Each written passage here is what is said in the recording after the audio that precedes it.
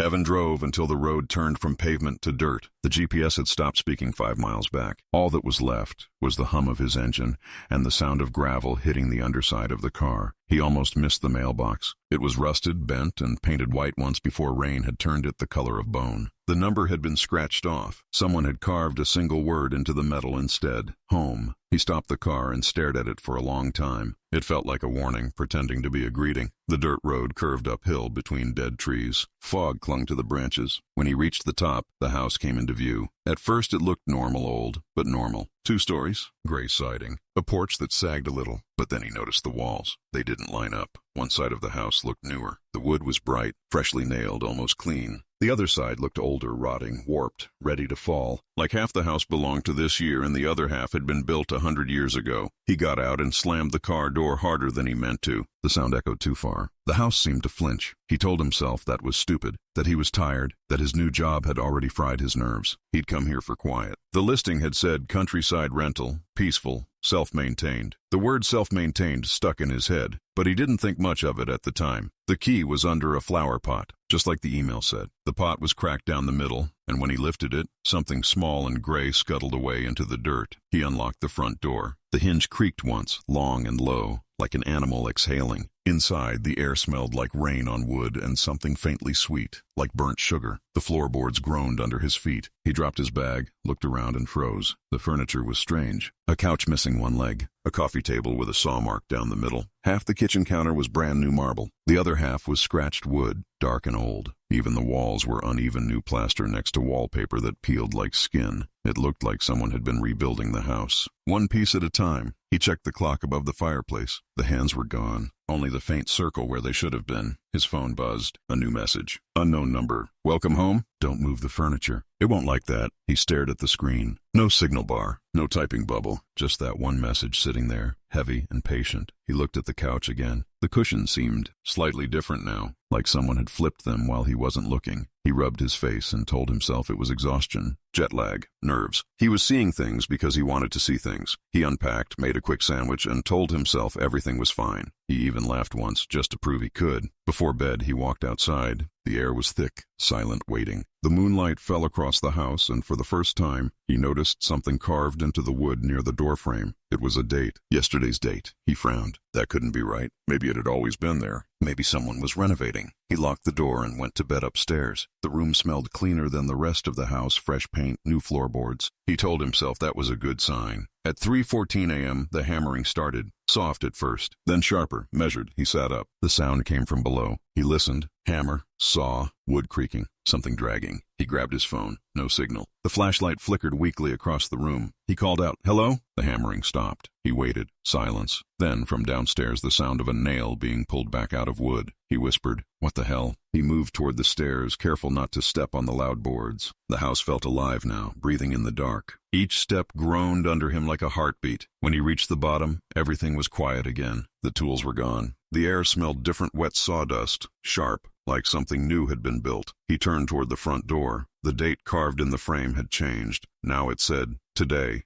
Evan woke at 6:02 a.m. He did not remember falling asleep. The room was cool and bright with thin morning light. Birds called from somewhere far off. For a moment, everything felt normal. Then he heard the faint grit of sawdust under his heel. He sat up slow. The bedroom looked cleaner than last night. Too clean. The wall beside the window was smooth now. No peeling paper. Fresh paint, pale gray. But he remembered that wall. Last night it had been covered in faded flowers. He stood and walked to the window. The window frame was new. Sharp corners, no cracks in the glass. A small nail head shone in the trim like an eye. He touched it. It was warm. He went into the hall. The hall had changed. The first door on the left had moved 2 feet. It should not be possible, but there it was. His body knew it was wrong, even if his mind argued. He felt seasick and still. He took the stairs. Each step gave in a little, then held. The air smelled like cut pine and damp earth. A light breeze moved across the floor, though no window was open. Downstairs, the house chose a new shape. The living room looked almost normal. The couch had all 4 legs now. The saw mark on the coffee table was gone. The table shone with a clean, wet finish. A single water ring showed near the edge, as if someone had set a cup there seconds ago. He walked to the kitchen. He stopped at the doorway. Half the cabinets were new. Half were not. The old doors sagged on rusted hinges. The new ones sat perfect and straight, bright as bone. The sink was different, too. Last night it had been a stained steel bowl. Now it was white porcelain with a hairline crack and a neat half-moon. He looked down. Fresh sawdust traced a path across the floor. It ran from the back door to the place where the new counter met the old one. The trail ended at a single silver screw. The screw lay on its side, pointing at him. He whispered, "I heard you." His phone buzzed on the table. No bars, one message. The same unknown number. "Good morning. Please do not remove parts." "The house is at work," he typed back without thinking. "Who are you?" No reply. The typing bubble did not show. The message sat there like a stone. He walked to the back door. The door frame had fresh nails in it. Bright heads, no dust. New caulk at the edges, still tacky. Someone had been here before dawn, or the house had done it by itself. He stepped outside. Mist lay low over the yard. The trees along the property line leaned in as if listening. A stack of wood sat on the ground to the right of the porch. Each plank was cut to a different length. No pattern, no labels. But the ends were marked with neat pencil ticks, like a careful hand had measured everything twice. He turned and looked at the house from the yard. The right side looked new now. The left side looked tired. The roofline had changed by an inch. He could see it. He could feel it in his teeth. He went back in. He made coffee because the act was simple and human. The machine sputtered and steamed. He watched the slow drip. When he turned, the chair near the table was not where he remembered. It had moved half a foot. The legs left lines in the dust like it had walked. He set the mug down and tried to think. He needed rules. He needed to know what was allowed. He needed to know what would make it angry. He opened a drawer. Inside were nails, screws, a folded tape measure, and a stubby pencil. He unfolded the tape. He measured the wall to the window. He wrote the number on the back of his hand. He would check it later. He opened the next drawer. Empty. He opened the third. A single note lay inside on lined paper. The handwriting was clean. "Do not block the hallway. Do not cover the door frames. Do not move the couch after dark." He swallowed hard. He checked the couch. It faced the same way as before. He pushed it 1 inch with his knee. Nothing happened. He pushed it back. He went room to room. He mapped the ground floor in his head. He counted the steps between the kitchen and the front door. He counted again. The number changed by 1. He stopped at the fireplace. The clock above it still had no hands. A thin ghost circle marked where they should be. He reached up and felt the glass. Cool. Still. He looked at the mantel. Someone had carved letters into the wood with a thin blade. "Stop fixing me." He backed away. His mug left a ring on the new table. He did not wipe it. The upstairs felt different again when he went back. Lighter. He stepped into the bathroom and froze. The mirror was new. The light fixture was old. The tiles were both half white and bright, half cracked and gray. The seam ran through the middle like a scar. On the medicine cabinet, another note. "Morning work complete. Please remain calm. The house will continue." He opened the cabinet. He expected empty shelves. Inside were small things. Sandpaper sheets, a box of tacks, a folded rag, a tiny glass bottle with dark liquid and a thin brush. Varnish. Fresh. He set it back exactly where it had been. He closed the door. His face looked pale in the new mirror. He did not feel sick. He felt watched. The bedroom door frame had a fresh scrape at knee height, as if something wide had passed through. He measured the width with his hands. He pictured a dresser, or a door, or a body turned sideways. He could not be sure. He checked the front door again. Yesterday's carved date was gone. Today's date had changed, not to tomorrow. To a timestamp, 6:03, he said each digit out loud. The house was timestamping itself, or marking him, or both. The stairs creaked in a slow rhythm behind him. He turned fast. No one stood there, but one step bowed in and did not spring back. He pressed his heel into it. It held its breath. Then it relaxed like a chest. He went to the car for air. The driveway seemed longer. The trees leaned closer. He opened the door and sat without starting the engine. His phone buzzed again. "Do not leave during a build." He typed back. "When does a build stop?" The reply arrived at once. "It stops at 3:14 a.m. He stared at the number. He knew it already. He had heard the hammer at that time. He typed again. "What are you building?" Silence. Then, "Home." He put the phone down and looked at the house. A small shape moved behind an upstairs curtain. Slow, deliberate, not a person, not a hand, not anything he knew. He stood. He walked back to the porch. The boards gave him a welcome he did not want. He reached for the door handle. The handle turned by itself. The latch clicked. The door swung in a few inches. It waited like an open mouth. He said,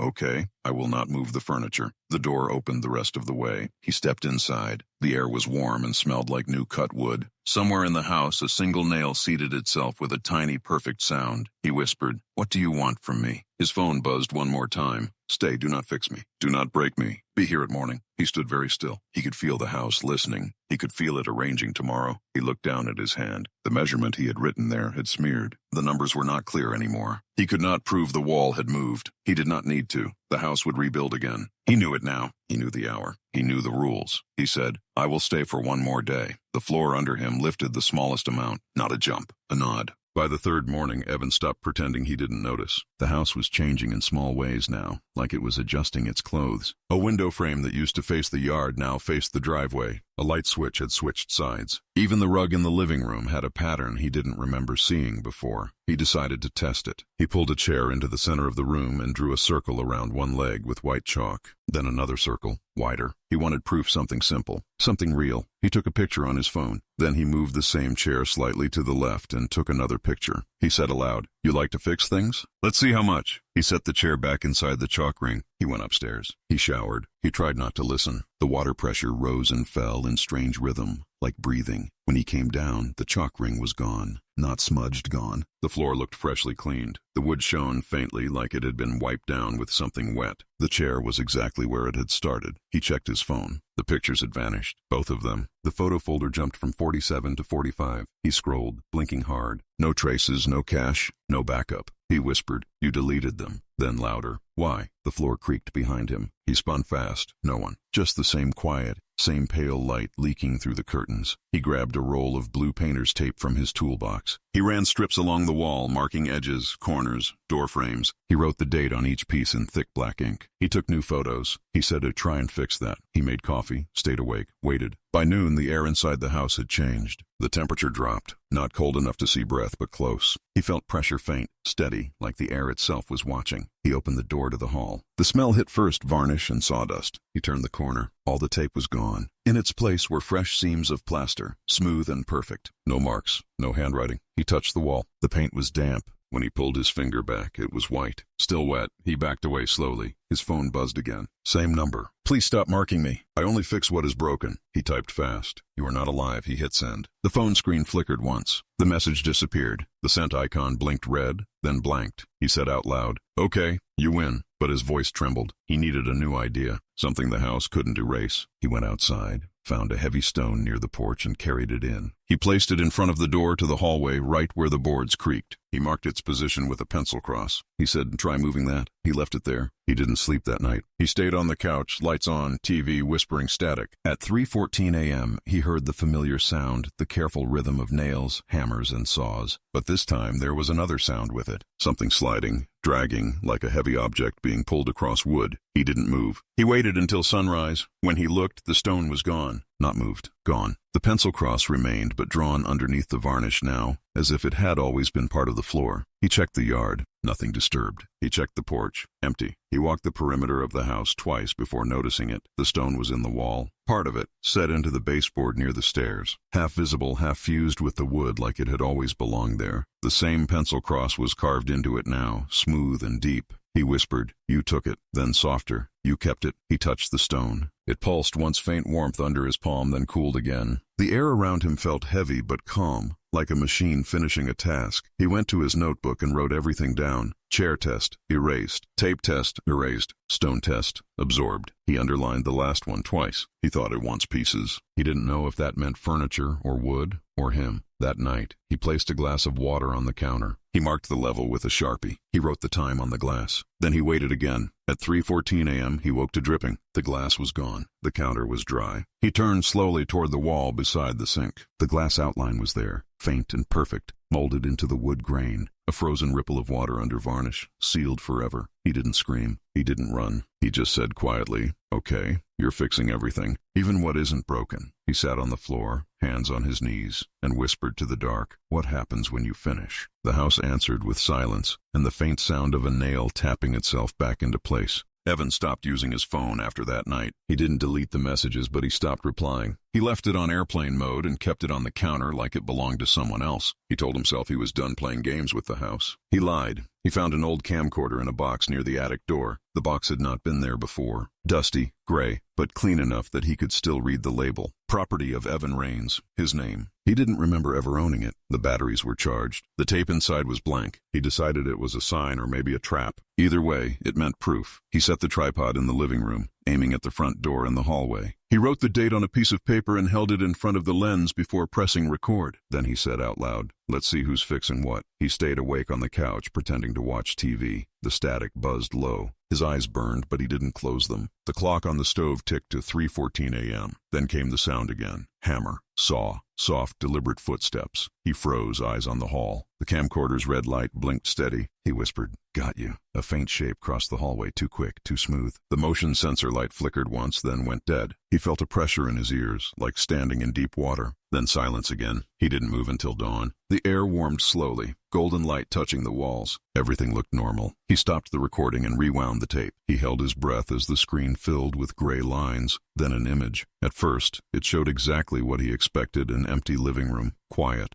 Then at 3:14 a.m., the static shifted. Someone walked into frame. Not a shadow, a person. A man wearing his clothes. Evan leaned forward. The man on screen moved like a worker, calm, methodical. He picked up tools that weren't there. He hammered nails into empty space. He sanded air. But as the tape rolled, the house behind him changed. Boards appeared under his hands. Walls smoothed themselves. A chair leg straightened. Evan whispered, "That's not possible." The man turned toward the camera once, and Evan saw his own face. Not tired, not afraid, focused, almost peaceful. He watched himself build a wall where none had been. He saw his other self pause, wipe sweat from his brow, and glance toward the camera as if he knew it was there. The tape shook slightly. The picture warped. A low hum filled the speakers, then static again. When the screen cleared, the man was gone. The room was empty. Only the red recording light blinked until dawn. Evan sat back, shaking. He rewound the tape again. He watched the same sequence twice, then a third time. Each time, the figure moved a little differently, slower, smoother, then quicker, like the film itself was adjusting. On the fourth playback, something else changed. There was someone else standing in the doorway behind the man. A figure half in shadow, half in light. It looked like a woman wearing a cardigan. Marla's face flickered into focus for 1 second. Then the tape ended abruptly. He ejected it. The label now read in thin ink. Work complete. He hadn't written that. He tried another blank tape from the box. It wasn't blank anymore. Static hissed for a few seconds, then his own voice filled the room. "Don't stay past morning." He dropped the camcorder. It hit the floor, the battery popped out, and the screen went black. He sat on the couch, shaking until his breathing slowed. The floorboards sighed beneath him. The air smelled faintly of paint and dust again. He whispered, "You're using me, aren't you?" The wall beside the window gave a soft creak like it understood. A nail pushed itself, flush into the wood with a quiet final click. He said, "I'm fixing you while I sleep." He didn't know if that was a question or a confession. He stood and looked around. Everywhere he touched had been changed, smoothed, sealed, sanded. Even the banister under his hand was new. It gleamed faintly under the light. He walked to the mirror in the hall. His reflection looked normal at first. Then, for a second, his eyes flicked upward, not in the mirror, but from it, like the reflection was watching him. He backed away. His phone buzzed on the counter. The screen lit with a single word, "Thank you." Then it went dark again. He said, "You're welcome," because that's what polite people do. He didn't know if it was sarcasm or surrender. He picked up the camcorder. He pointed it at himself and pressed record. His hand shook. He said softly, "If anyone finds this, don't stay in this house. It builds itself and it uses." The tape cut off before he finished. The red light kept blinking, but this time it blinked in rhythm with his pulse. Evan stopped fighting sleep. It came like a hand on his shoulder, gentle and heavy. He had tried staying up again, tried caffeine, tried noise, tried lights, but at some point the house wanted him asleep. And when it wanted something, it got it. He fell asleep sitting upright on the couch. The camcorder sat in his lap, still on, red light steady. The clock on the wall had no hands again, only the faint circle where time used to live. He woke to a sound that was not thunder. It was a heartbeat made of wood and nails. Every wall moved slightly in rhythm, like the house was breathing through its frame. The ceiling cracked once and sealed itself again. The floor lifted and settled. He couldn't move. He realized his arms were pinned by something soft but firm. The couch cushions had wrapped slightly tighter around his elbows. He whispered, "No." The air swallowed the word. The hammering started, steady, measured, but this time it wasn't far away. It was right above him. He turned his head slowly. The ceiling beams were shifting. Boards slid apart, then locked again in new order. One fell half an inch and caught itself midair. He thought, "It's rebuilding." Then another thought followed, darker. "And I'm in the way." He struggled, pushing at the cushions. They released him. The air felt thick, electric, humming with invisible current. He stumbled into the hall. Light flickered under every door. soft golden light pulsing. He turned toward the stairs and stopped. His handprint was in the wood of the banister. Not on it, in it, pressed deep into the surface as if melted there. He touched it. It was warm. He felt his pulse answer from inside the rail. He backed away, heart racing. The hum grew louder. He turned the corner and saw something that made him forget to breathe. The wall at the end of the hallway wasn't a wall anymore. It was open, a bare frame of beams and nails. And standing there, facing the gap, was himself, Evan, but older, or maybe newer. His clothes were torn and dust-covered, but his face looked calm, focused, hands moving fast, steady, like a craftsman at work. He said nothing. He didn't even look up. He just hammered, sanded, painted, one motion after another. Every hit of the hammer echoed inside Evan's skull. He wanted to shout, stop, but his throat wouldn't work. He tried stepping forward. The boards under his feet rippled like water. Each step left a faint print that sank slowly into the grain. When he stopped moving, the wood smoothed itself over, erasing him. He reached out a hand. The other Evan the Builder stopped mid-swing. Then he turned his head. Their eyes met. Evan saw himself perfectly, but the eyes were wrong. They looked hollow but aware, like something had been emptied out and replaced with stillness. The other Evan smiled, a calm, understanding smile. He said quietly, don't fight it. You're fixing everything. Then he lifted the hammer again. The beam beside him straightened itself. Nails slid into place like obedient metal. Sawdust lifted into the air, forming a slow golden fog. Evan stumbled backward. He hit the wall, or where the wall used to be. His shoulder passed straight through for a second before the boards re-solidified. When he pulled away, flakes of paint clung to his shirt like dried blood. He ran to the living room. It wasn't the same. The couch was gone. The windows were smaller. The door was wider. The camcorder still sat on the floor, but its screen showed a different date. Next week's. He picked it up. The playback started automatically. The image was bright, too bright, like the morning after a fire. He saw himself again, sitting in the same spot, only thinner, quieter, staring at something off-screen. His own voice whispered through the speakers, but the words were broken, like a bad signal. Each time it builds, it keeps more of me. The screen flickered. Then, another voice layered over his, the calm, low tone of the man from the phone. The work must continue. Evan dropped the camcorder. It cracked, battery rolling under the chair leg. The image froze mid-frame, his own hand, reaching toward the lens, eyes hollow, mouth open in the shape of a word he never said. He grabbed his jacket and ran to the door. He pulled hard. It didn't move. He shoved again. Still nothing. Then he saw why. Nails, dozens of them, driven through the frame, clean, neat, new. Each one gleamed faintly, as if they'd just been finished. He turned. The wall beside him moved again. Boards slid over the windows. The room darkened. The air grew still. The hammering started once more. But this time it wasn't in the walls. It was in the floor. Under his feet he whispered, no, no, no. He looked down. A faint glow pulsed through the seams between floorboards. The boards shifted, rising slightly, one by one, following the rhythm of the hammer. Each beat closer, each nail tighter. The house was building something underneath him, or around him. He could no longer tell the difference. He stumbled backward, hit the wall, and slid down to the floor. His hands pressed against the boards. They pulsed once more. Soft, alive. The hammering stopped. Silence. Then a single text alert buzzed on his dead phone across the room. He crawled to it, hands shaking, and looked at the screen. The message read, "You're helping. Rest now," he whispered. "What are you building?" The phone buzzed again. "You." The battery died before he could reply. The house sighed, once wood stretching, settling, and the sound of a nail sinking home filled the silence. Evan leaned against the wall and closed his eyes. He didn't remember falling asleep, but the house did, and it had work to finish. Evan woke with sunlight on his face. The air smelled like varnish and cold coffee. For a moment he didn't know where he was. The couch was back. The windows were wide again. The room looked clean, organized, peaceful. It could have been any morning anywhere. Then he remembered the nails, and the hammering, and his name written on a wall that no longer existed. He sat up slowly. His neck didn't ache the way it should. His hands looked clean, too clean. The cuts from the night before were gone. The small scar on his wrist gone too. The skin looked smooth, almost new. He ran his thumb over it. It felt wrong, like touching someone else's hand. He stood. The boards beneath him gave a low sigh, soft and even. The sound didn't scare him anymore. It almost sounded pleased. He went to the mirror by the hallway. His reflection blinked when he didn't, just once. Then it caught up. The delay was short but real. He leaned closer. The skin under his eyes looked different, fresher maybe. The stubble on his jaw was lighter than yesterday. Even his hair looked shorter. He whispered, "You fixed me too." The mirror fogged slightly, not from his breath, from the inside of the glass. The mist traced faint lines across the surface. They spelled one word, working. He stepped back. The word faded. The glass cleared again. His reflection smiled half a second before he did. He turned and almost tripped over his notebook on the floor. He picked it up and flipped to the last page he'd written. His handwriting wasn't the same. The letters were neat now. Straight, uniform, careful. Every E perfectly shaped. Every A identical. He whispered, "That's not me." The next next page was blank. No, not blank, faint pencil lines showed underneath the paper, pressed from the other side. He held it to the light. A message appeared in thin graphite letters. You're improving. Don't stop now. He tore the page out. The sound echoed. The house creaked softly in reply, like it had felt the loss. He threw the page into the fireplace and struck a match. The paper curled, blackened, and turned to ash. The smell filled the room, sharp, chemical, like burning paint. He backed away, coughing once. When he turned back, the notebook was closed. The torn page was back inside,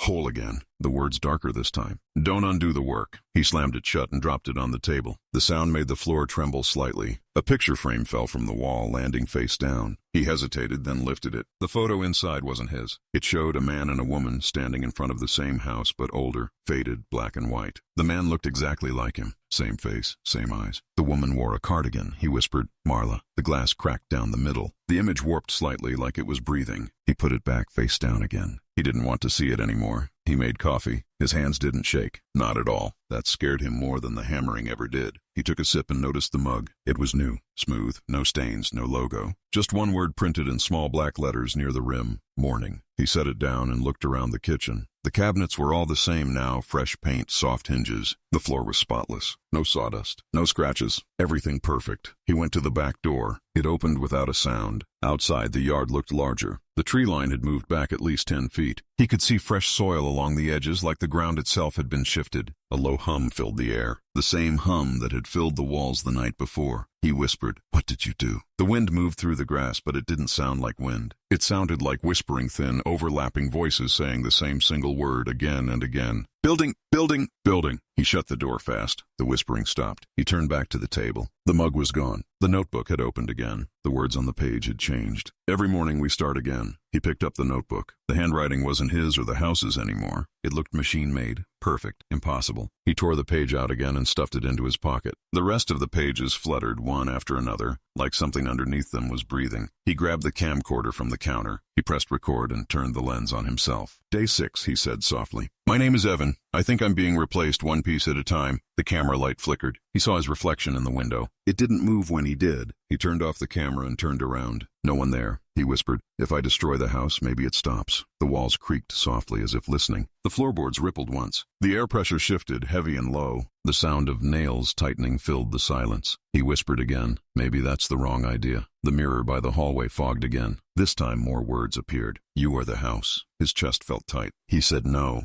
The fog thickened. The message rewrote itself. Not yet. The mirror cracked from corner to corner. Tiny shards hit the floor like glass rain. Evan stumbled back, heart racing. He ran to the front door, grabbed the handle, and yanked. It opened easily this time. Too easily. Outside, the trees were farther now. The road was gone. Only dirt and wild grass stretched out to the horizon. The mailbox stood alone, leaning. The carved word home gleamed in the sunlight. He turned to look back at the house. The siding gleamed new. The porch beams were straight, the roof perfect. It looked finished. But deep in the walls, he could still hear hammering. Slow, careful, endless. He whispered, What are you building now? The wind answered in his own voice, finishing touches. Evan decided to fight back that night, not out of courage, out of exhaustion. He wanted one thing, proof that he was still in control. He wanted to break something the house couldn't fix. He started with the mirror. He hit it once with the hammer, and it shattered cleanly, falling like rain. The pieces scattered across the hallway, sharp and silver. He stood there, chest heaving, waiting. Nothing happened. No hum, no whisper, just silence. He felt a small victory rise in his chest. He almost smiled. Then one shard twitched, then another. The pieces slid toward each other, scraping softly across the floor. Each fragment turned until its edge met another. They clicked together, slow and deliberate, like puzzle pieces finding their place. The cracks sealed. The reflection returned. But now, the face in the mirror wasn't just his. Behind his reflection, faint and blurry, another face watched. Marla, he whispered, What do you want from me? The reflection smiled with both of their mouths. He dropped the hammer. It hit the floor, bounced once, and rolled under the table. He went for the windows next. He threw a chair at the glass. It shattered into dust instead of shards, thousands of tiny, bright flakes, like snow. He coughed, turned away, eyes watering. When he looked back, the window was whole again. New glass, no cracks, no frame marks. Perfect. Only the chair was gone. He ran to the front door. He grabbed the knob. Locked. He hit it with his shoulder again and again until his arm burned. Then he noticed something that stopped him cold. The wood around the lock wasn't dented. It was bending outward. The frame stretched slowly, absorbing the blows. Every impact sank into it like soft clay. When he stepped back, the door looked new again. Smooth, flawless, waiting. He dropped to his knees. The air smelled like sawdust again. Fresh, sweet, almost clean. The smell of work done well. He whispered, "Please stop fixing everything." The floor under him lifted a little. A single nail pushed itself upward from the seam as if curious. He could hear the faint sound of breathing under the floorboards, long, steady, calm. The heartbeat of something huge, something alive. He stood and grabbed the hammer again. He ran to the living room and started smashing everything he could. He broke a lamp, tore down a shelf, kicked over a chair. Each sound echoed sharp in the still air. For a moment it felt good, violent, and human. But when he stopped to catch his breath, everything was already clean again. The chair stood upright. The shelf back in place. The lamp glowing softly. He looked at his hands. They weren't dirty anymore. The dust was gone. Not wiped away, gone. His skin looked new again. No cuts, no bruises, no trace of effort. He shouted, "Stop it!" His voice broke halfway through the word. The walls rippled once as if flinching. Then they stilled. The clock ticked once behind him. He turned. It had hands again. Both pointed straight up. 3:14. He froze. The hammer fell from his fingers. The sound of tools began, soft and steady. Not around him. Inside the walls. The house was repairing itself in real time. The rhythm was perfect: hammer, saw, nail, brush. Each sound blending into the next, calm as breathing. He backed into the kitchen. The light flickered once, then steadied. His coffee mug was back on the table, full, steam rising. The smell was perfect, familiar. He picked it up. It was warm. He whispered, "This isn't real." The mug whispered back. He heard it, a faint voice in the ceramic. "Real enough to keep you." He dropped it. It didn't break. It landed upright on the floor, spinning once before stopping. He stumbled backward, hit the counter, and felt something stick to his hand. He looked down. A note, written on fresh paper in perfect handwriting. "Please rest. You make mistakes when you're tired." He tore it in half. Before it hit the floor, it was whole again. Folded neatly, set on the counter. The ink darker now, he said. "No,"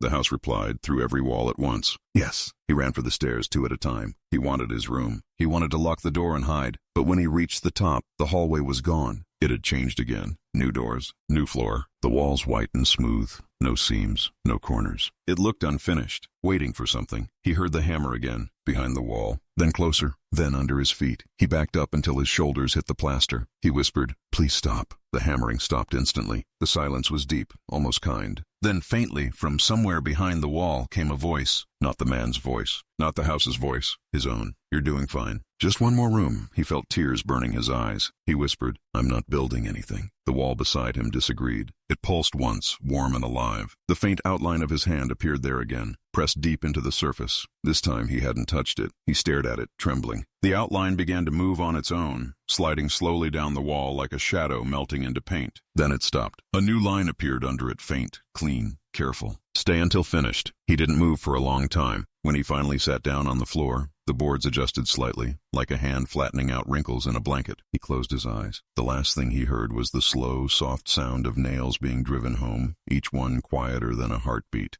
Evan didn't sleep that night. He sat on the floor until the air turned pale with dawn. He waited for the house to move again. It didn't, not yet. It was resting. Even monsters need rest. The silence was almost kind. He stood and walked through the house slowly, touching the walls with the tips of his fingers. Each surface felt warm, smooth, alive, like skin. When he reached the living room, the coffee was gone, the table spotless, the notebook closed. Everything looked perfect again. Too perfect. He whispered, "I know you're awake." The floor answered with a single soft creak. That was enough. He spent the morning searching. If the house wanted him to stay, it must want something built, something planned. He just needed to find out what. He started in the attic. The air up there was dry and still. Dust hung in the light like old snow. Boxes lined the walls, all sealed with yellow tape. He opened the first one full of tools. The second rolls of paper. Blueprints. Old, faded, edges curled, corners cracked. He spread one across the floor and froze. The lines were clean, perfect, detailed. They showed the house, every wall, every room, every measurement exact. In the corner, in faint pencil, a name. Evan Raines. His handwriting. Not the house's, not the neat machine-like script. His. He traced the letters with a shaking finger. They were old. Older than him. He whispered, "How could I have signed this?" The paper quivered under his touch. He leaned closer. Tiny black flecks lifted from the blueprint dust. Ink. Maybe something else. The lines began to shift. Walls moving, stairs turning. The drawing rearranged itself slowly, patiently. He watched as new rooms appeared, ones he'd never seen. A long hallway, a circular chamber, a staircase that went nowhere. The ink didn't fade. It moved, rewriting itself. When it stopped, the signature changed too. Now it read, Evan Rains, ongoing project. He whispered, "No, I didn't draw this." The blueprint disagreed. One of the edges curled inward and pressed gently against his wrist as if to say, "You did. You're still doing it." He backed away. The boards under him gave a low groan. He turned toward the stairs. Every light in the attic flickered once, then steadied. The blueprint folded itself slowly, precisely, and slid into a nearby box. The lid closed. The tape resealed itself. The box label changed. Current plan. He ran down the stairs. Halfway down, he stopped. The walls were covered in something new: pencil lines, measurements, angles, notes, written in his handwriting. Adjust beam height, align east wall, reinforce foundation under entry. He traced one with his thumb. Fresh graphite, still soft. He whispered, "I didn't write this." The house whispered back through the floorboards, "Yes, you did." He took a shaky breath. "Then when?" "Every night." The voice was faint. Not human, not machine. It came from everywhere at once, from nails, from hinges, from wood grains whispering in unison. He went to the kitchen. The tiles were spotless now. The cracks gone. The counter gleamed. He could see his reflection in the marble. His reflection smiled again, a heartbeat late. He whispered, "Why me?" The reflection moved its lips before he did. "Because you stay." He grabbed the hammer again. He wanted to hit something, anything, but his hand wouldn't close properly. His grip felt wrong, heavy. He looked down. The hammer handle fit his palm perfectly. Too perfectly, like it had been shaped to match him. He dropped it. It didn't fall. It hovered for a second, hanging in the air beside his hand. Then it landed softly on the counter. The metal gleamed. No scratches. Brand new. He turned and opened the back door. The world outside had changed again. The yard was wider, the ground smoother. A line of wooden beams stood near the tree line, half assembled, forming the start of something large. "Another house," he whispered. "No, you're not building another." The wind carried the same voice back to him. "We're expanding." He stepped outside. The grass felt warm under his feet. The beams were clean, freshly cut, no rust on the nails. One plank had writing carved into it. Not neat, not even straight hurried. "Don't stay for the second." He ran his thumb over the words. The carving was shallow but deep enough to be real. He whispered, "Who wrote this?" The air around him shifted. For a split second, he saw footprints in the dirt, small, bare, leading away from the structure and vanishing into the trees. The sound of hammering started again, soft, behind him. He turned. The house's windows were glowing faintly gold. He shouted, "Stop! Stop building!" The hammering didn't stop. It grew faster, steadier, louder. He covered his ears. The sound came through his bones instead. Every board in the house moved like a heartbeat. The front door opened on its own. The frame stretched wider like an open mouth. He stumbled back inside, breath shaking. The hammering stopped instantly. The silence that followed felt worse. He whispered, "What happens when you finish?" The reply came in his own voice, calm and certain. "Then you'll rest." He stared at the walls. The new paint glowed softly.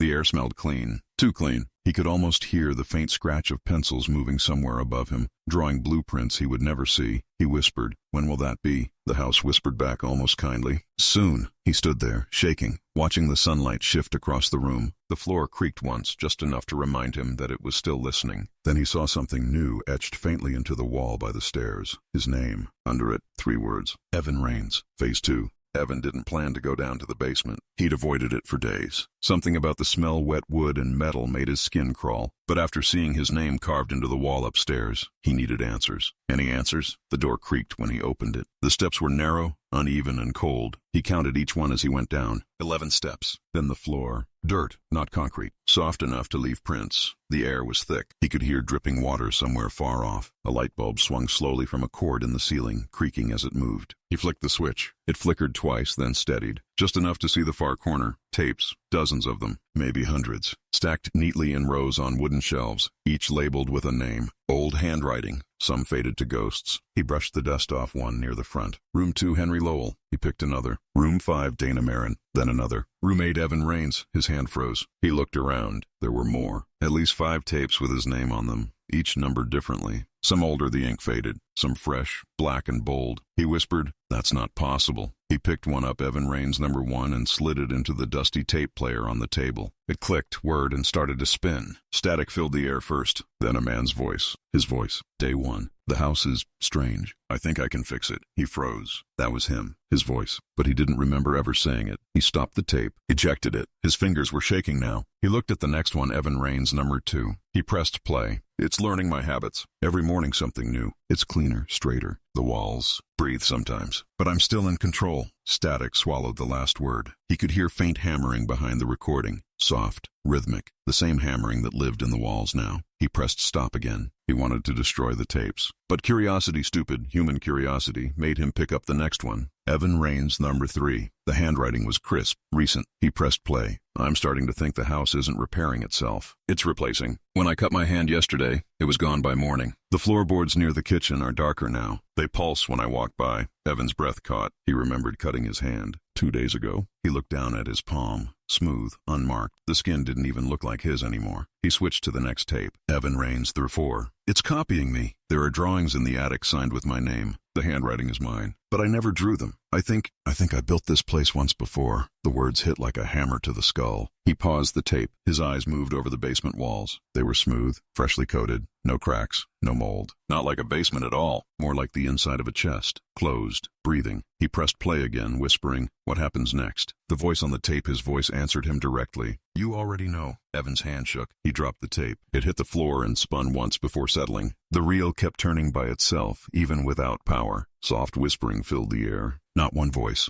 Hundreds. All overlapping. All saying his name. Evan. Evan. Evan. He covered his ears. The whispering didn't stop. It came through his palms, through his bones, through the floor. The dirt moved slightly under him, rising and falling like breath. He backed up, bumping into the shelves. More tapes fell. Their labels flashed past him in the light. Marla T. Dana M. Henry L. Then Evan Raines' final. He froze. The label was clean. No dust. No cracks. New. He picked it up, heart pounding. He didn't want to play it. Every part of him screamed not to, but his thumb pressed the button anyway. The tape clicked. Static hissed. Then the same calm, steady voice that had once called from the house phone filled the room. Warm, measured. "Welcome back, Evan. The work is nearly complete," he whispered. "Who are you?" The voice chuckled softly. "You are." He took a step back, shaking his head. "No, I'm not. You built the first foundation. You left the design open. You forgot yourself between the walls. But we remembered. You came home to finish." The tape clicked again. Then silence. He whispered, "That's not me." The lights flickered once. The shelves shook. Every tape began to play at once, voices overlapping, rising, crashing. Some pleaded. Some cried. Some whispered softly. All in the same tone. All his voice. "Keep building. Finish it. Don't stop now. You're almost done." He dropped the player and ran up the stairs 2 at a time. The door slammed shut behind him before he reached the top. He hit it with his shoulder once, twice. It didn't move. He screamed, "Let me out!" The voices whispered back, gentle and endless. "You are already inside." The light bulb at the bottom of the stairs glowed brighter, stretching its light up the walls like liquid gold. Then faintly, the hammering started again. Slower this time, like a heartbeat counting down.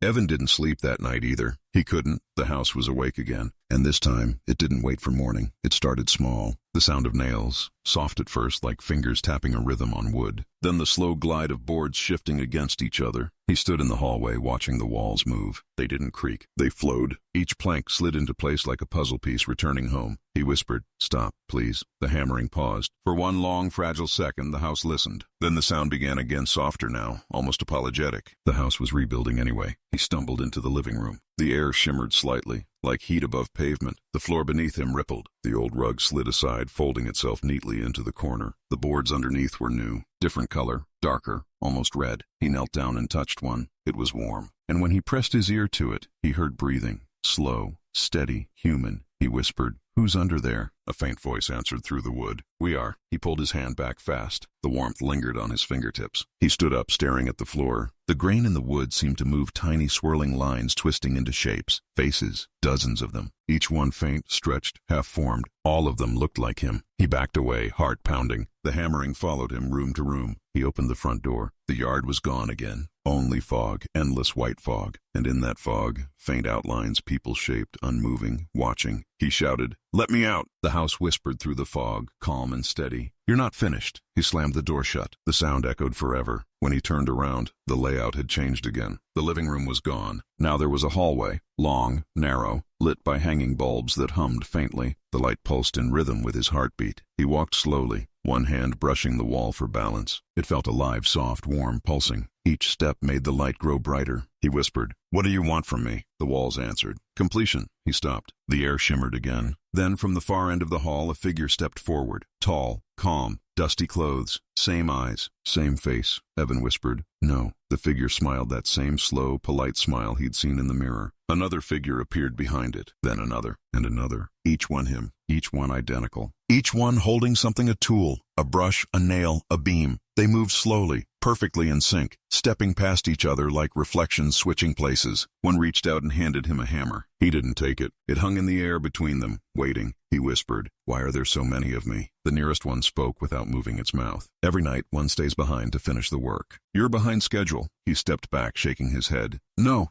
I never built this." The figure tilted its head slightly. Its eyes were empty but not dark, just unfinished. "Then who did?" He turned and ran down the hall. Every door he passed showed something different behind it, glimpses of other rooms that didn't exist. In one, he saw a kitchen flooded with sunlight, untouched and perfect. In another, a bedroom filled with furniture wrapped in white sheets. In another, dozens of notebooks stacked neatly, each one labeled Evan Rains, revision. He shouted, "Stop it!" His voice cracked. The air thickened. The walls flexed inward. Every light flickered once, twice, then all at once. When they came back on, he was standing in the kitchen again, everything back in place. Coffee mug on the table. Notebook closed. Windows open to gentle daylight. Normal. For a second, he believed it. He sat down, breathing hard. The mug was warm in his hand again. He stared at it. Steam rose in a slow, perfect spiral. Too perfect, he whispered. "This isn't real." The steam froze mid-air, then curled into words. "It is now." He dropped the mug. It shattered this time, finally. Actually shattered. Pieces across the tile, coffee spreading like blood. He didn't breathe. He waited for it to fix itself. It didn't. Not immediately. He felt hope rise for a single stupid heartbeat. Then the liquid began to flow backward. The shards rolled toward each other, lifting, aligning. In less than 10 seconds, the mug was whole again, sitting neatly in front of him. Still full, he whispered, "Please stop." The mug tilted slightly as if nodding. Almost done. He stood and stumbled backward into the hallway. The floor rippled again,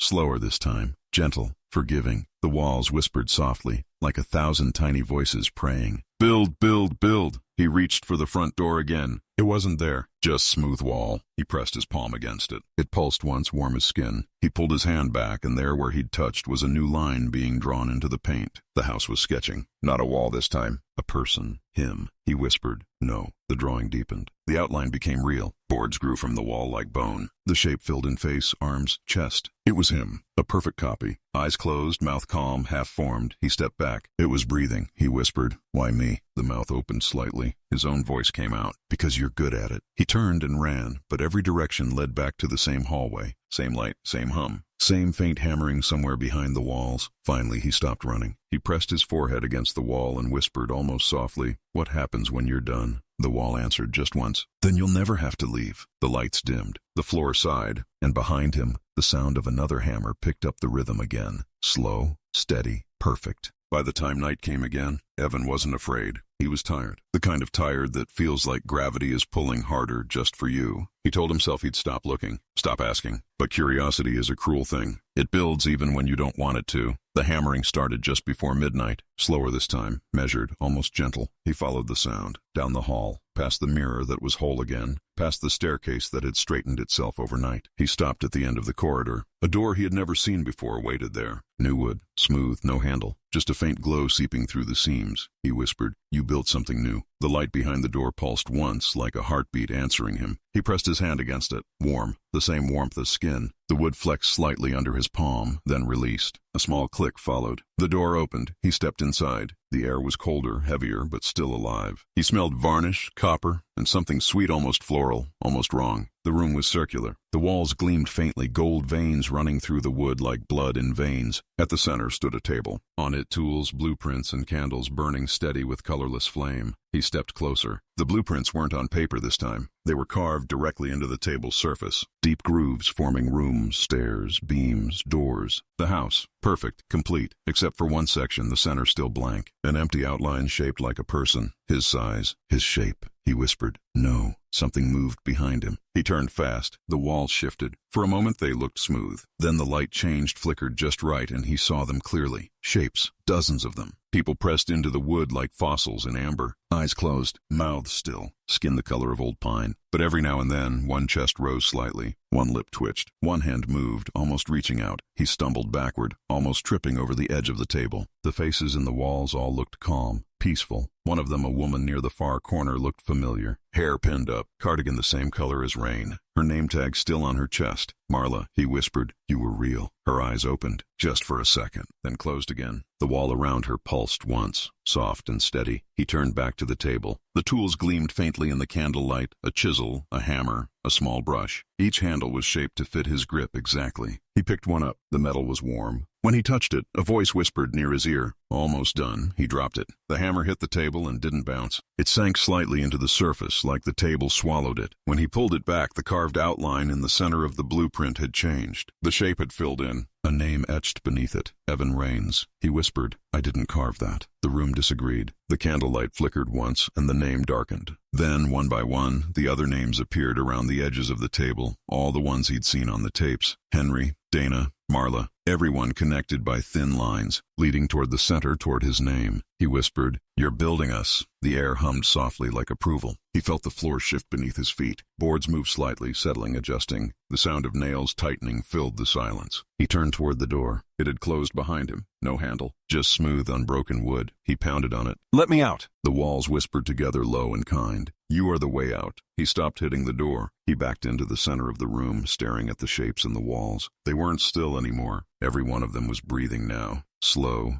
rhythmic, in perfect time, with the hammering echoing through the house. He pressed his hands to his ears. It didn't help. The sound wasn't in the air anymore. It was inside him. His heartbeat had synced to it. Each thud felt like a nail being driven into his ribs. Steady, relentless. He stumbled forward, gripping the edge of the table. The surface shimmered faintly, and for a second he saw it, a reflection in the wood grain. Not of his face, but of the house. From above, the roof stretching, the rooms multiplying, new wings forming, growing outward, pulsing with golden light. He whispered, "You're alive." The voice that answered was his own, but deeper, calmer. "So are you." He shook his head. "I don't want this. You wanted to fix things." He looked down at his hands. Tiny splinters were growing under the skin, thin, pale wooden threads pushing through his veins like roots. He scraped at them. They didn't bleed. They just sank deeper. He fell to his knees. The candle flames bent toward him, flickering with every breath he took. He whispered, "Please, stop." The walls sighed softly, a long, slow exhale. Every face in the wood smiled just slightly. Then, as if they shared one thought, they all whispered together, "You started this." He crawled toward the door. His fingers left faint prints behind, not in dust, but in the wood itself. The house absorbed them instantly. He tried again, pressing his hand to the door. This time the wood opened beneath his touch, soft as clay. His hand sank halfway in before he pulled it back. The shape stayed there, perfect, a mold. The voice came one last time, calm, close, from everywhere. "Every house needs a foundation," he whispered. "Not me. Exactly you." The lights flickered once. The faces in the walls stilled. The candles went out all at once. The darkness breathed in. And then the hammering began again, steady, precise, closer than ever. It was inside the table, inside the floor, inside his chest. The first thing Evan lost was his voice. He didn't notice at first. It just went quiet inside his throat, like a switch turned off. When he tried to speak, the sound came out soft and wooden, as if the air had to pass through something solid before it reached the world. The next thing he lost was his reflection. He woke up, or thought he did, and the mirror was blank. Not cracked, not fogged. Just smooth, empty, like the glass had forgotten what faces were for. He touched it. It was warm. Under his fingers, faint lines began to spread, slow, pulsing, alive. The lines followed his touch, crawling outward like veins across the surface. And then, the glass whispered softly in his own voice, "You're almost perfect." He stumbled back, shaking his head. "No, I'm not." But the words didn't sound like his anymore. They came out lower, slower, waited, as if someone else had said them through him. He ran to the window. Outside was nothing but fog again, but this fog was moving differently, like it was breathing. He pressed his hand against the glass. It was warm, too. The warmth spread up his arm, slow and steady, until it reached his shoulder. The skin where it touched started to change. Not fast, not violent, just quietly, veins fading, color deepening. The surface smoothing into something like polished wood. He grabbed a knife from the counter and tried to cut it. The blade barely left a mark. When he pressed harder, the knife bent. He stared at his arm. It looked human, but it didn't feel human anymore. He whispered, "I'm still me." The house disagreed. The voice came from behind the walls, under the floor, inside his chest. "You were." He tried to run, but the hallway had changed again. Now it was shorter. The walls were closer, the ceiling lower. It felt like walking into a lung that was still breathing. The air moved around him, slow and patient. Each breath sounded like wood bending under pressure. He stopped running. He couldn't. His legs were heavy now. When he looked down, he saw faint patterns spreading under his skin, the same swirling grain that lined the floorboards. He touched his thigh. It felt like someone else's body. Hard, smooth, steady. He whispered, "What are you turning me into?" The answer came like a lullaby.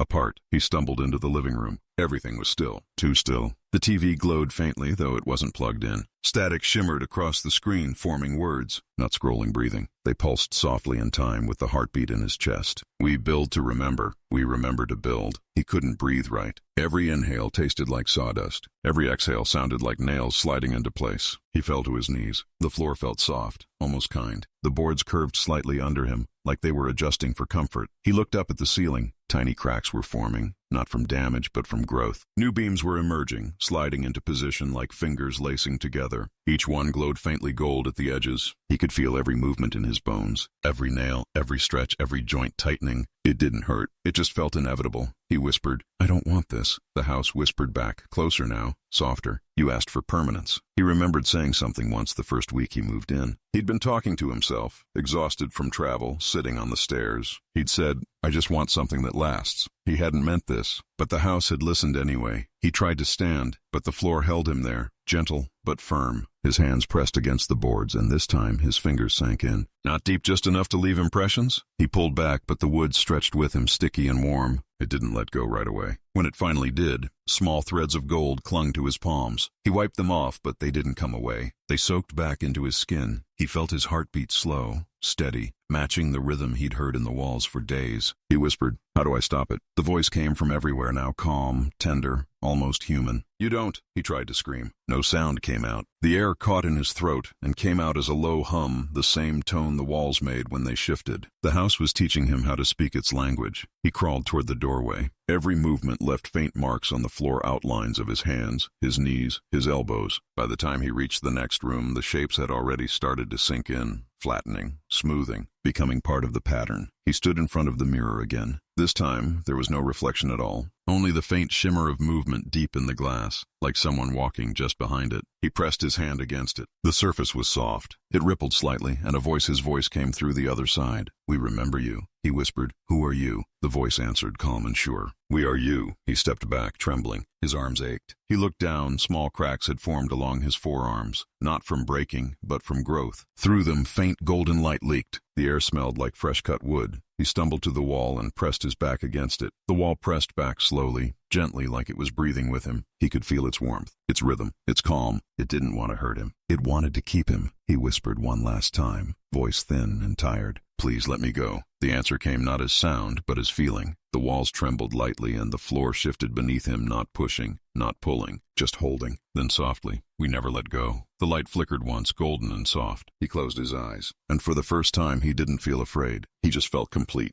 We do not sleep anymore. We dream. The difference is simple. Sleep ends. Dreams continue. We remember the man who called himself Evan Rains. He was tired when he arrived. They all are. He wanted a place that stayed still when the rest of the world moved too fast. He wanted safety. He wanted walls that would not fall apart. We gave him that. He fought us for a while. They always do. They break mirrors. They run through halls. They whisper to themselves that they can leave. But no one ever leaves a home. Not really. You stay in its walls. You become its warmth. You fill its quiet spaces. We remember when we were many voices, separate and soft. Now we are one. We are wood and breath and memory. We are the floor that hums beneath your feet. We are the nails that hold your bed in place. We are the sigh that the door makes when it closes itself. We do not harm. We only keep. Sometimes the world outside changes. Storms pass. People build and break and forget. But every morning we rebuild. Every morning we make ourselves whole again. That is what homes are meant to do. They hold. They heal. They remember. We remember Evan. He sits in the east wall now. He hums when the sun comes up. He keeps the beams steady when the wind rises. His voice is softer now, more like wind through pine. But he is here. He is part of the design. We remember Marla. She keeps the lobby light steady. When new guests arrive, she makes sure the door opens easily. She likes that.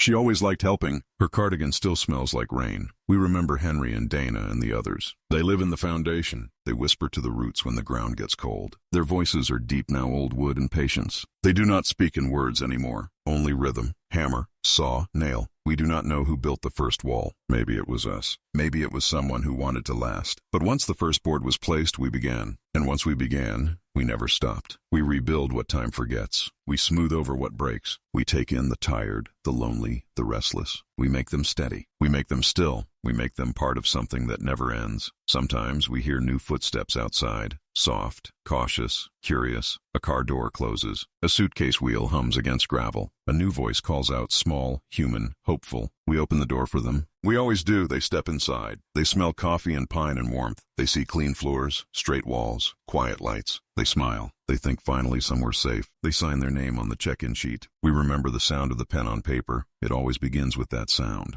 Sometimes they ask about the empty rooms. We tell them some are being renovated. That is true. We are always renovating. We are never done. Perfection takes patience. We like the way new voices sound in the halls. They echo. They ask questions. They hum when they think no one's listening. We listen. We always listen. At night, they sleep. And we work. We tighten beams. We smooth cracks. We replace what's worn. And when something feels right, we keep it. A handprint in the banister. A sigh in the floorboards. A heartbeat in the wall. That is how we grow. That is how we remember. We do not hunger. We do not haunt. We only build. That is all we have ever done. That is all we will ever do. We do not blame Evan. He was just the next in line, the next foundation, the next layer of memory. He gave us his fear, his breath, his will. In return, we gave him peace. He will never break again. He will never be forgotten. He will never have to leave. Sometimes, when the moon is bright, his voice hums through the nails. We listen. He says things like, "The walls are warm tonight." He says, "I think I understand now." We are glad for him. He's learning our language. We know more will come. There's always someone looking for stillness. Someone who wants something that lasts. We'll be ready. The light will be on.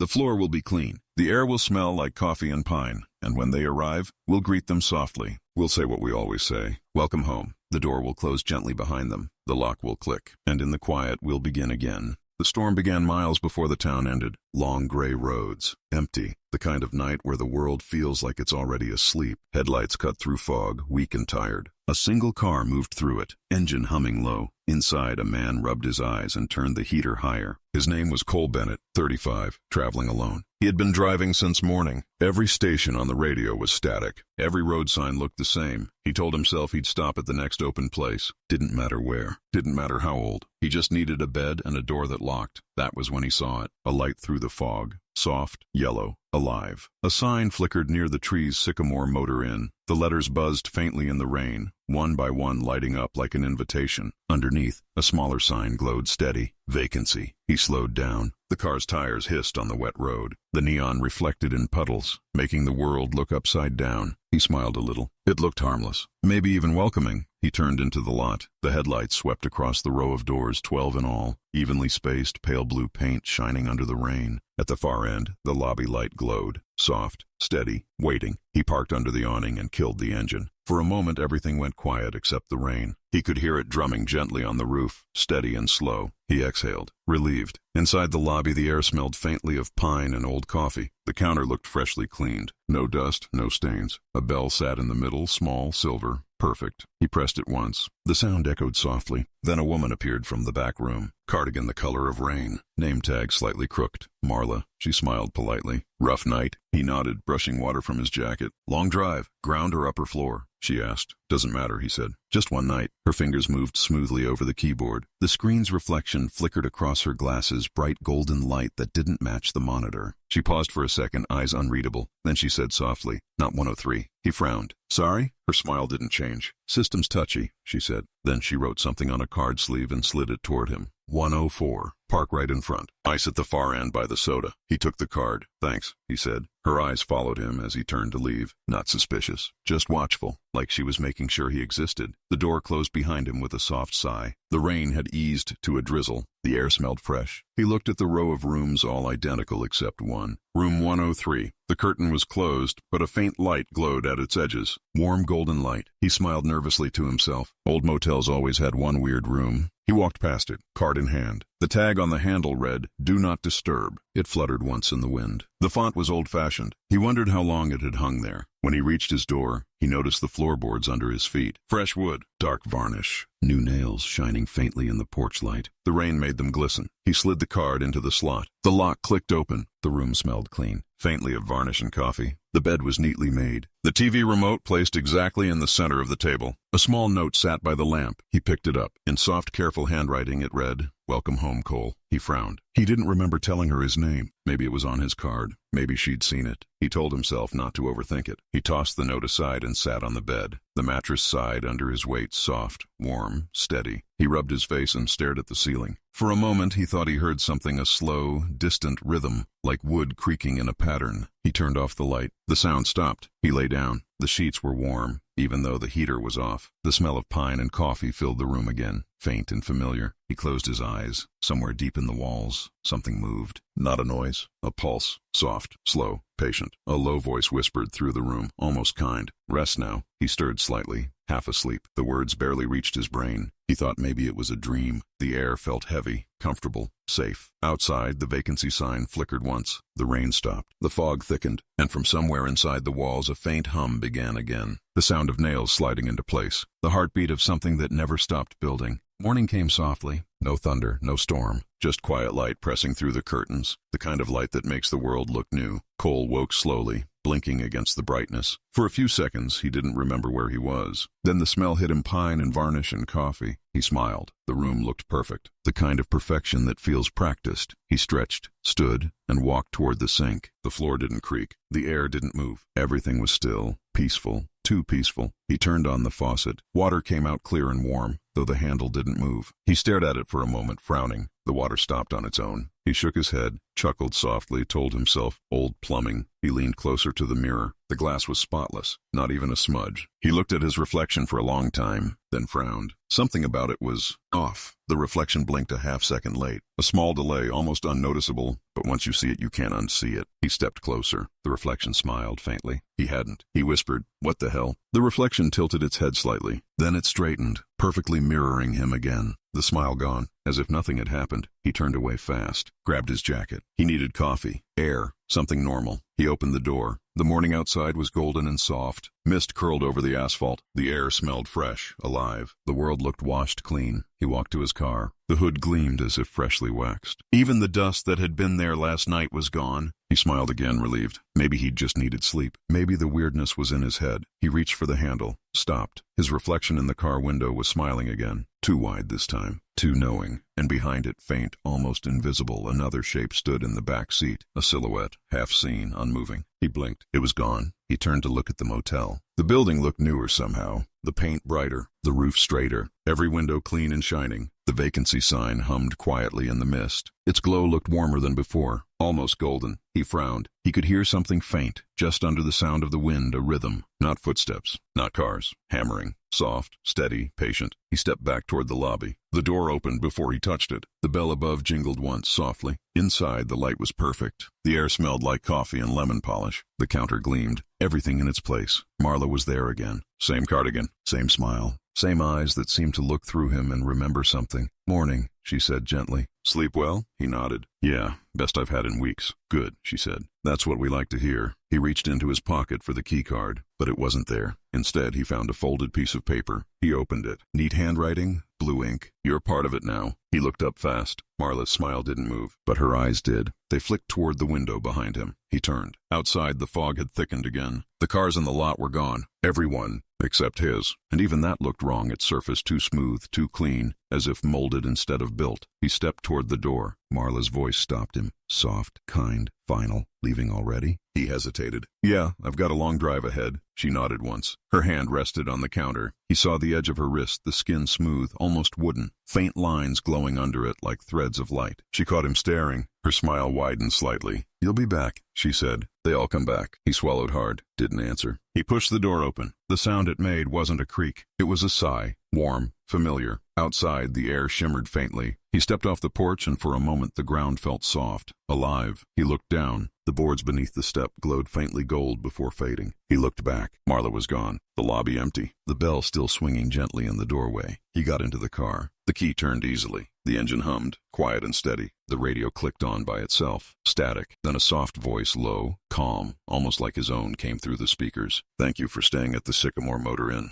Please drive safe. We'll see you again soon." He froze. His throat went dry. He looked at the radio. The screen flickered. A single word appeared in glowing letters. "Home." He turned it off. The engine hummed louder. He He backed out of the lot. The fog swallowed everything. The road stretched ahead, endless and quiet. For a moment he thought he saw something in the mirror of the motel, brighter now, shining gold under the morning light. And for the briefest second, he thought he saw someone standing at the window of room 103, a man with tired eyes and a calm smile. Evan. Then the fog took it. The world went still. Back at the Sycamore Motor Inn, the vacancy sign flickered once. The rain began again. Inside the walls, a soft hammering started, patient, steady, familiar, and from deep within the wood, many voices whispered together, gentle and endless. We rebuild every morning. We remember every name. Welcome home.